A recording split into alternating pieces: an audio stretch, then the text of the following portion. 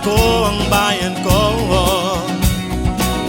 Tinutupad ko ang aking mga tungkulin, sinusunod ko ang kanyang mga lituntunin.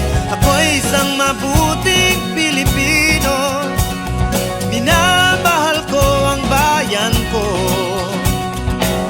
Tinutupad ko ang aking mga tungkulin, sinusunod ko ang kanyang mga lituntunin.